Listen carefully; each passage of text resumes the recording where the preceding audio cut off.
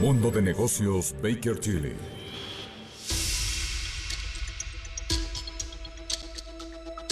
Son las 6 de la mañana con 29 minutos, casi 30, y esto es Imagen Empresarial, 6:29 en el centro del país, por supuesto.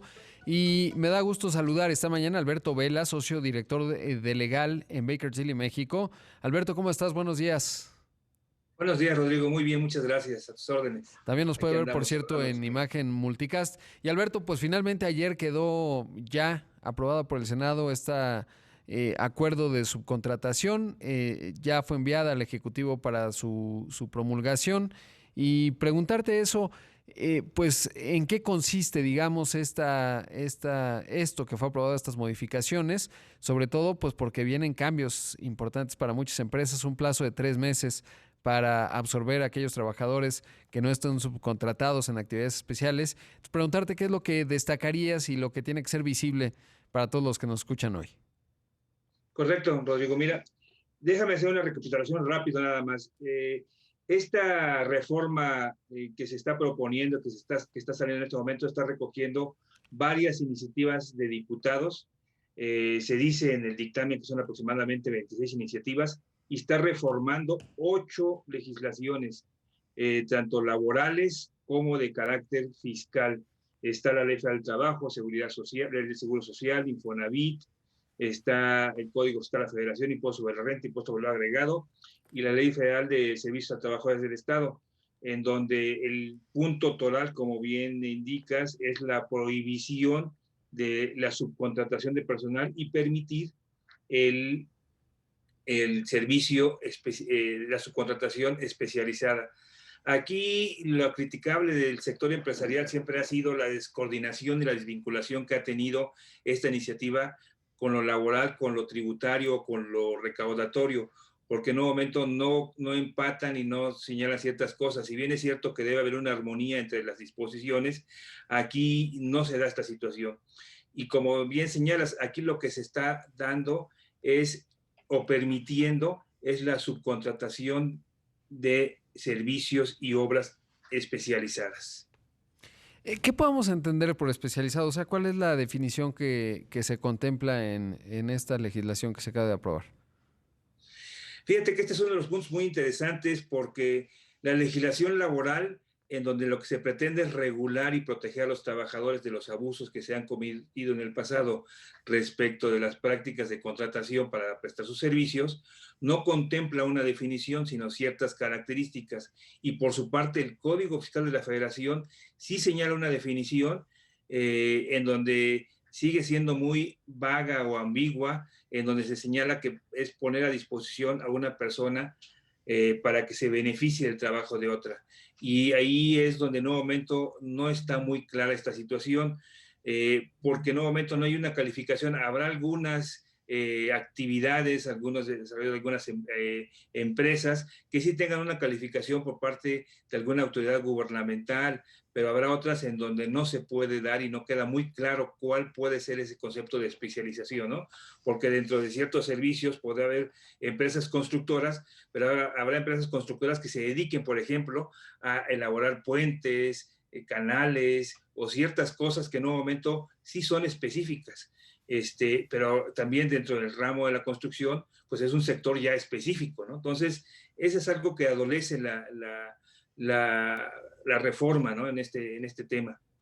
Claro, y eso dirías que, o digamos, como lo percibo y más bien te lo pregunto desde ese ángulo, puede generar burocracia porque ahora será la Secretaría del Trabajo la que podrá evaluar, pero estamos hablando en México pues de un universo de 5 millones de empresas, digamos pymes. Obviamente muchas de ellas incluso pueden estar en el sector informal y tal, pero es un universo enorme, ¿no? En términos de las preguntas que se le harán a la Secretaría del Trabajo y la capacidad que tenga de dar respuesta para no incurrir en alguna ilegalidad bajo esta nueva óptica.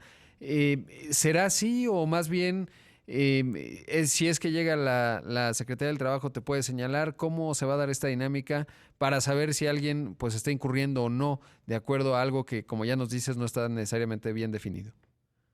Sí, un punto total de la reforma precisamente es obtener un registro por parte de la Secretaría de Trabajo y Previsión Social. Se prevé un procedimiento en donde se puede hacer, se le dan facultades a la Secretaría de Trabajo para emitir disposiciones de carácter general, reglas administrativas para proveer ese procedimiento. Quizás dentro de esas reglas se señalen cuál es el concepto de especialización, cómo se va a tener que acreditar o qué es lo que va a tener que hacer, aunque en sentido estricto, conforme a la ley, solamente se le dio facultades para proveer el procedimiento. Este registro es interesante porque en él giran muchas cosas. Se dice que el contrato que celebre el contratante con el contratista respecto de los servicios especializados deberá hacerse referencia a ese registro. En materia tributaria también se señala que ese registro deberá ser muy importante para efectos de la Seguridad Social, Infonavit, y para efectos de pago de impuestos y acreditamiento de deducciones y acreditamiento de impuestos. Y efectivamente este procedimiento prevé que una vez presentada la solicitud, la Secretaría de Trabajo tiene 20 días para responder. En caso de que no sea así, se da la afirmativa ficta. ¿Qué es Bien. esto? El que en un momento no responder es correcta, es procedente el registro que se está haciendo, ¿no? Bajo un procedimiento ahí que también los tribunales han calificado de ilegal porque tiene que pedirse una certificación para poder constatar que se ha configurado la afirmativa ficta, ¿no? Ese es el punto toral. Bueno, Rodrigo. por lo menos será afirmativa ficta y no negativa ficta, ¿no? Porque ya había alguna modificación que luego, por ejemplo, en materia justo ahora de la reforma a la industria de los hidrocarburos, al sector de hidrocarburos, pues si ya hicieron una negativa ficta. Si no te dicen nada, entonces no lo puedes hacer y eso pues lo complica todavía más todo este asunto.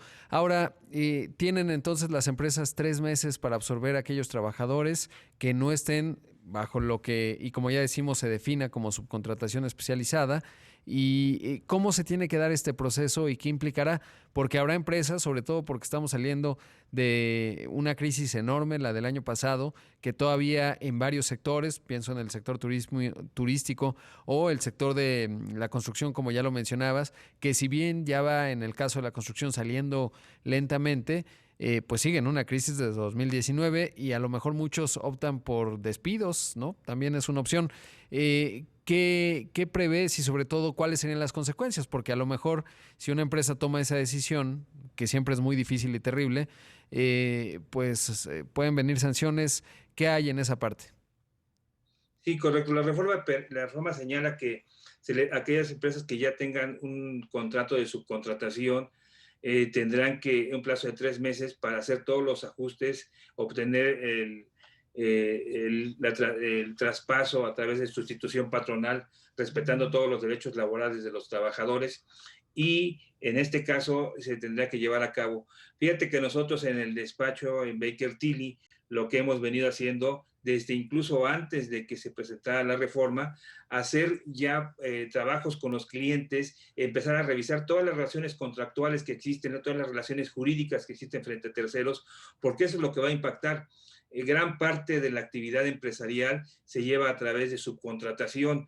Escuchaba hace rato que hablabas de las vacunas, pues efectivamente todo es un proceso de cadena en donde a lo mejor hay un responsable de la adquisición y la entrega, pero en el durante todo este trabajo hay una serie de actividades que se van subcontratando, se van delegando, se van ejecutando de diferente manera, y eso, toda esa cadena que se va llevando a cabo, pues va a sufrir evidentemente un impacto en relación con esta reforma, sobre todo por la desvinculación que se tiene en materia laboral y en materia tributaria, porque fíjate que la reforma dice que se quiere proteger a los trabajadores, pero el delito para este efecto está en materia fiscal, ¿no? Entonces es algo que es la descoordinación. Yo aquí lo que les diría a nuestros amigos radioescuchas es que hoy en día lo que tenemos que hacer es empezar a revisar. Ya estamos muy sobre los dedos sobre la puerta porque se estima que el titular del Poder Ejecutivo pretende publicar esta reforma el 1 de mayo de este año, ¿no? Para que entre en vigor al día siguiente, salvo lo que se refiere a materia fiscal, que entrará el 1 de agosto, es el proyecto que aprobado por los senadores el día de ayer, y para el gobierno federal o para el gobierno en general, a partir del 1 de enero de 2022. Que eso también es otro asunto que se ha hablado poco, y es que una de las principales fuentes de subcontratación es el propio gobierno. Y si uno platica con funcionarios, te dicen los que trabajan, pues son justamente el personal de confianza suele ser, porque el sindicalizado pues es mucho más complicado y va a ser todo un reto para el gobierno federal, que está en austeridad además, pues hacer frente a ello, ¿no? Porque lo que advierto es que muchos van a optar pues por la austeridad, es decir, el recorte, y a ver cómo funciona aquello, porque pues sí, los que más trabajan sobre todo son los subcontratados, porque los sindicalizados es difícil que muevan un clip si no está contemplado en sus contratos, y no lo digo despectivamente, es que así está muchas veces estructurado, y sobre todo porque los sindicatos son muy poderosos, y en ese contexto pues vaya que será otro asunto que iremos experimentando, digamos, como país, sus consecuencias, pues ya a partir del próximo año, como ya lo mencionas, Alberto. Tengo que hacer un corte, pero es un tema fascinante y sobre todo de muchas aristas, así que por favor, Alberto, te pido que te mantengas en esta videollamada y regresamos en un momento. Volvemos en un momento, esto es Imagen Empresarial.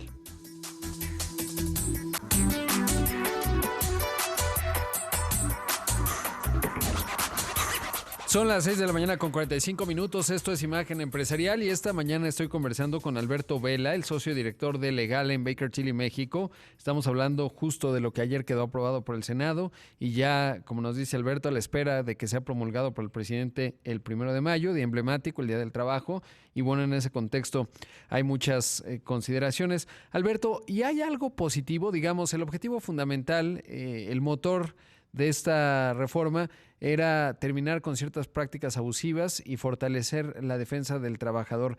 Ocurre porque es cierto que también había muchas empresas de outsourcing, mucha simulación, etcétera, ciertos manejos. ¿Cumplirá con el objetivo desde tu perspectiva? Mira, mi punto de vista personal es que esta reforma realmente no va a ayudar al trabajador.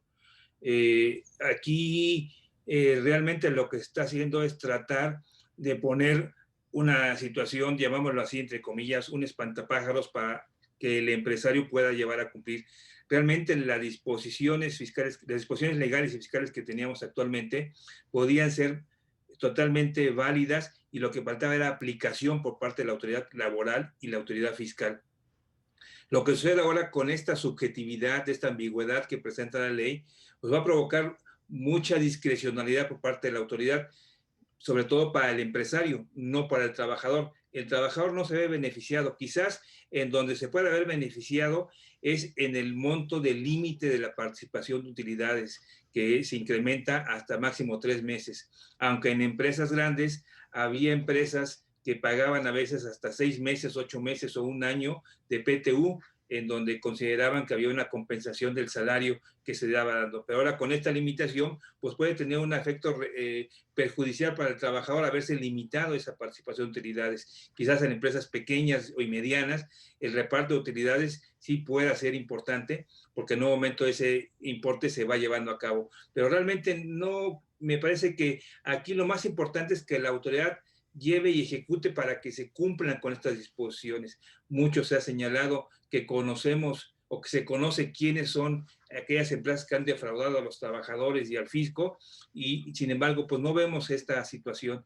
Pero aquí yo creo que lo más interesante, independientemente de esto, Rodrigo, es que nuestros radioescuchas pues ya están ahora sí al 5 para las 12 para poder verificar todas estas detalles que tienen en su operación. Nosotros hemos llevado a cabo ya algunas reestructuras empresariales, porque en un momento se señala que para empresas de grupo sí se permite este tipo de outsourcing o insourcing, puede llevar a cabo bajo ciertas consideraciones. Entonces, aquí lo importante es ya empezar a visualizar, a llevar a cabo esta situación, para lo cual nosotros hemos estado en trabajo permanente con nuestros clientes, y con aquellos que no lo sean todavía, bueno, pues estamos abiertos ahí para poderlos ayudar.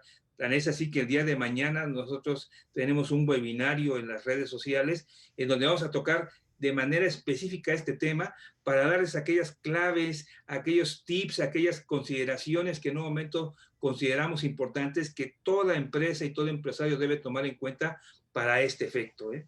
Claro, y ya con dudas muy específicas, pues vale la pena, porque ahí estarán ustedes justo para abordarlas, y como dices, pues ya estamos, ya uno va tarde, pero todavía va, y es importante saberlo en términos de poder enfrentar este cambio, que, como ya nos decías, pues a partir del 1 de mayo y lo que mencionaba yo antes del corte, pues veremos cómo se ajusta el gobierno federal, porque no la tiene nada, pero nada sencilla. Son muchos puestos de trabajo, pero un asunto que será clave y que seguirá generando pues reacciones. Digamos, ya vamos a ver cuál es el resultado neto en términos de las decisiones y reestructuras que hacen las empresas, y si esto finalmente, ojalá que no redunde en pues reestructuras que al final digan, bueno, pues vamos a hacer más con menos, y esto acabe ocurriendo ante la complejidad justo de todo ello, y que finalmente, bueno, pues haya algún beneficio. Alberto, muchas gracias por la videollamada, y si nos recuerdas nuevamente en dónde pueden encontrarlos a ustedes y por supuesto para participar en este webinar.